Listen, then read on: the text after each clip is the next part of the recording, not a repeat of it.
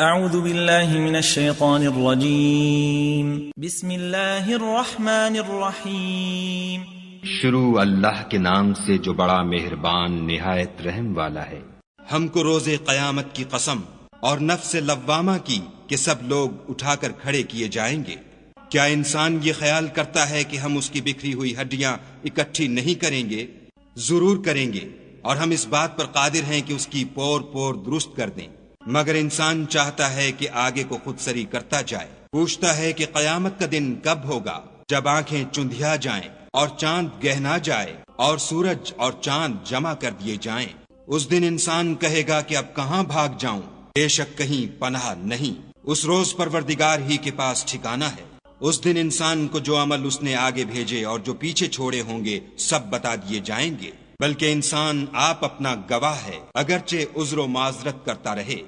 اور اے محمد صلی اللہ علیہ وآلہ وسلم، وحی کے پڑھنے کے لیے اپنی زبان نہ چلایا کرو کہ اس کو جلد یاد کر لو۔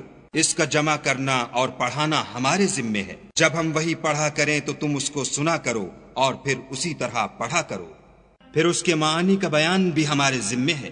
مگر لوگو، تم دنیا کو دوست رکھتے ہو اور آخرت کو ترک کیے دیتے ہو۔ اس روز بہت سے منہ رونق دار ہوں گے اور اپنے پروردگار کے محو دیدار ہوں گے، اور بہت سے منہ اس دن اداس ہوں گے، خیال کریں گے کہ ان پر مصیبت واقع ہونے کو ہے۔ دیکھو، جب جان گلے تک پہنچ جائے اور لوگ کہنے لگیں اس وقت کون جھاڑ پھونک کرنے والا ہے، اور اس جاں بلب نے سمجھا کہ اب سب سے جدائی ہے، اور پنڈلی سے پنڈلی لپٹ جائے، اس دن تجھ کو اپنے پروردگار کی طرف چلنا ہے۔ تو اس عاقبت ناندیش نے نہ تو کلام خدا کی تصدیق کی، نہ نماز پڑھی، بلکہ جھٹلایا اور منہ پھیر لیا، پھر اپنے گھر والوں کے پاس اکڑتا ہوا چل دیا۔ افسوس ہے تجھ پر، پھر افسوس ہے، پھر افسوس ہے تجھ پر، پھر افسوس ہے۔